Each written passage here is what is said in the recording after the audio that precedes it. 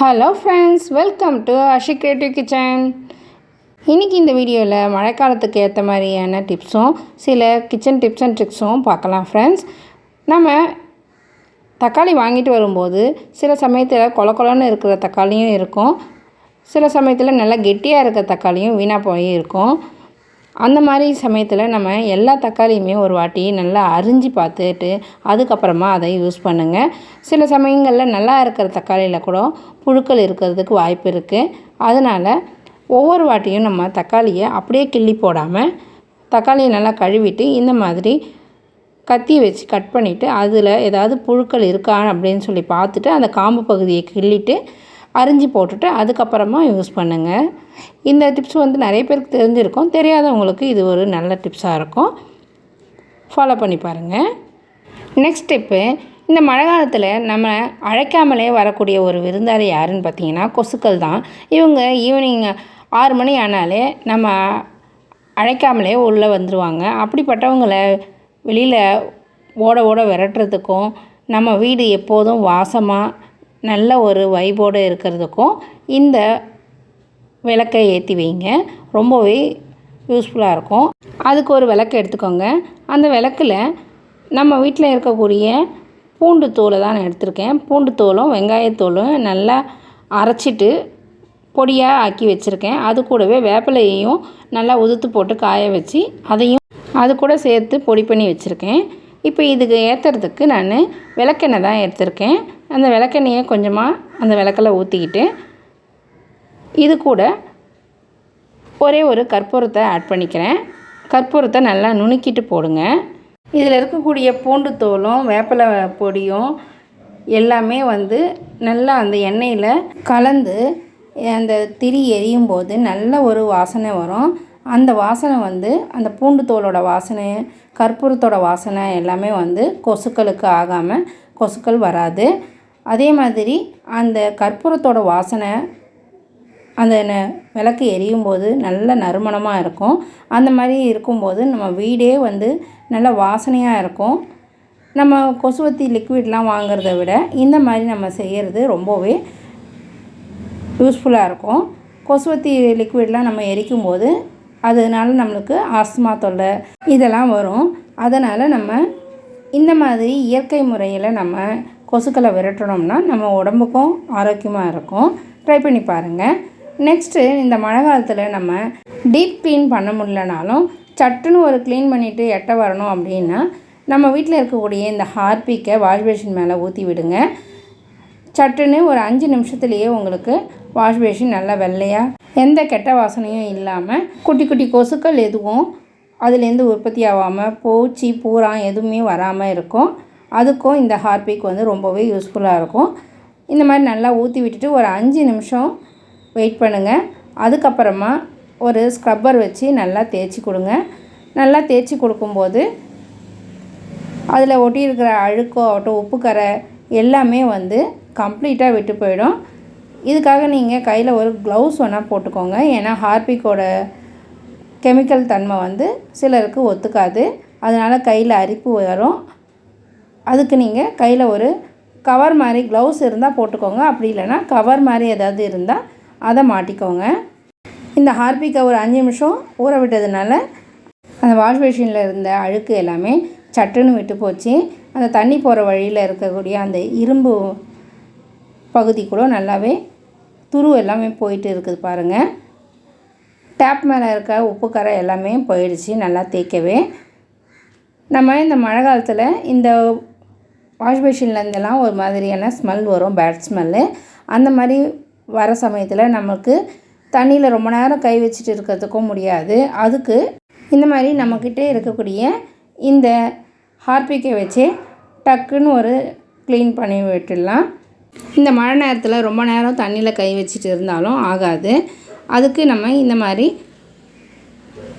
டக்குன்னு வேலை முடிக்கிறதுக்கு இந்த ஹார்பிக் ரொம்பவே யூஸ்ஃபுல்லாக இருக்கும். பாருங்கள், கழுவி முடித்த பிறகு இப்படி தான் இருந்துச்சு வாஷ் பேஷின். ரொம்ப நல்லா இருந்துச்சு. இந்த மழை நேரத்தில் ரொம்ப நேரம் ஈரத்தில் இல்லாமல் டக்குன்னு வேலையை முடிக்கிறதுக்கு இந்த ஹார்பிக்கே போதுமானதாக இருக்கும். இந்த மாதிரி நம்ம அடிக்கடி செய்யும்போது உப்புக்கரை எதுவுமே படியாது. வாஷ் மிஷினுக்கு பின்னாடி இருக்கக்கூடிய டைல்ஸ் எல்லாமே கூட நல்லாவே அந்த அழுக்கு விட்டு போச்சு உப்புக்கரை. உப்பு கலந்த தண்ணி இருக்கும்போது நம்ம என்ன தான் மாதத்துக்கு ஒரு வாட்டி டீப் க்ளீன் பண்ணோம்னாலும் அந்த உப்புக்கரை போகாது. இந்த மாதிரி நம்ம அடிக்கடி செய்கிறதுனால அந்த உப்புக்கரை படியாமல் தடுக்கலாம். கழுவி முடித்த பிறகு வாஷ் மிஷின் எப்படி இருக்குது பாருங்கள் பளிச்சுன்னு. வாங்க நெக்ஸ்ட் ஒரு சூப்பரான டிப்ஸு. இதுவும் ஒரு மழை காலத்துக்கான ஒரு சூப்பரான டிப்ஸு. தண்ணியில் கற்பூரத்தை போட்டு பாருங்கள். இந்த மழை காலத்தில் உங்கள் வீடே வந்து நல்ல ஒரு வாசனையாக இருக்கும். அதுக்கு முதல்ல நம்ம வீடு துடைக்கிறதுக்கு முன்னாடி நம்ம ஒரு 3 கற்பூரத்தை ஒரு பேப்பர் மேலே வச்சுக்கோங்க. அது கூட ஒரே ஒரு பட்டை எடுத்துக்கோங்க. இதுக்கு பதிலாக நீங்கள் பட்டை பொடி எடுத்துக்கிட்டாலும் பரவாயில்ல. என்கிட்ட பட்டை பொடி இல்லை, அதனால் நம்ம மசாலாக்கெலாம் போடுவோம் இல்லைங்களா, அந்த பட்டை தான் இது. அந்த பட்டையை நல்லா இடிச்சிக்கோங்க. பட்டை தூள் இருந்தால் ரொம்ப நல்லது. அப்படி இல்லைன்னா இந்த மாதிரி கற்பூரத்தையும் அந்த பட்டையையும் நல்லா இடிச்சிட்டு அந்த தண்ணியில் கலந்துக்கோங்க. இது மழை நாளுன்றதுனால இந்த பட்டை மட்டும் கொஞ்சம் நசுங்காமல் இருக்குது. அது வந்து நமக்கு மிக்சியில் போட்டு ஓட்டினா நல்லா பவுட்ராட்டம் கிடச்சிடும். திரும்ப ஒரு வாட்டி நல்லா நசுக்கிட்டு பொடி பண்ணிவிட்டு அதை தண்ணியில் நல்லா கலந்துக்கிறேன். நல்லா அந்த கற்பூரம் கரையிற அளவுக்கு கரைச்சி விட்டுக்கோங்க. பட்டை வந்து சாப்பாட்டில் ருசியை கூட்டி கொடுக்கறதுக்கு மட்டும் இல்லாமல் நம்ம வீட்டில் இருக்கக்கூடிய கெட்ட சக்திகளாகட்டும் கெட்ட வாடைகளாகட்டும் எல்லாத்தையுமே அது போக்கக்கூடிய ஒன்று. அது நிறைய பேருக்கு தெரியாது. அதனால் இந்த பட்டையை வந்து தூளாக கிடச்சா வாங்கி வச்சுக்கோங்க. இப்போ இதை நல்லா கலந்து விட்டுட்டு இப்போ இது கூட இன்னொரு பொருளை ஆட் பண்ண போகிறோம். அது என்னன்னு பார்த்தீங்கன்னா நம்ம முகத்துக்கு போடக்கூடிய பவுட்ரு தான். அதையும் நல்லா தண்ணியில் கலந்து விட்டுடுங்க. இப்போ இந்த பவுட்ரு எதுக்கு தண்ணியில் கலக்கிறோம் அப்படின்னு பார்த்தீங்கன்னா இது கூட கொஞ்சமாக ஷாம்பு ஆட் பண்ணிக்கோங்க, வாசனையாக இருக்கும். இந்த மழை காலத்தில் நம்ம என்ன தான் லிக்விட் போட்டு வீட்டை துடைச்சோம்னாலும் குட்டி கரப்பாம்பூச்சிகளும் எறும்புகள் எல்லாமே வந்து எந்த இடத்துல காஞ்சி இருக்குதோ எந்த இடத்துல வாமாக இருக்கோ அந்த இடத்த தேடி வரும். அந்த மாதிரி இருக்கும்போது நம்மளுக்கும் ஒரு மாதிரியான கெட்ட வாடை அடிச்சிட்டே இருக்கும். நம்ம என்ன தான் ட்ரையாக வச்சுட்டு இருந்தோம்னாலும் கெட்ட வாடை அடிக்கும். அந்த மாதிரி கெட்ட வாசனை இல்லாமல் இருக்கிறதுக்கு இந்த கற்பூரம் வந்து ரொம்பவே யூஸ்ஃபுல்லாக இருக்கும். நம்ம வீடு துடைக்கும் போது இந்த மாதிரி பவுட்ரும் இந்த கற்பூரமும் கலந்து நம்ம வீட்டை துடைச்சோம்னா நம்ம வீடு வந்து பளிச்சுன்னு இருக்கும். ஒரு மாதிரி எண்ணெய் பிசுக்கு இல்லாதபடி இருக்கும். நம்ம லிக்விடு போட்டு வீட்டை துடைக்கும் போது வீடு துடைச்சி முடித்த பிறகும் நம்ம காலில் பிசு பிசுப்பாக இருக்கிற மாதிரி இருக்கும். அது ஏன் அப்படின்னு பார்த்திங்கன்னா அதுக்கு காரணம் வெளியில் வந்து ஈரத்தன்மை அதிகமாக இருக்கிறதுனால அந்த லிக்விடோட தன்மையை அந்த தரை வந்து மாற்றாது. அதனால் வந்து நம்மளுக்கு எப்பயுமே வீடு ஒரு மாதிரி பிசு பிசுப்பாக இருக்க மாதிரி இருக்கும். தொடச்சிருந்தோம் ஏன் இந்த மாதிரி இருக்குது அப்படின்ற மாதிரி நம்மளுக்கு கேள்வி வரும்.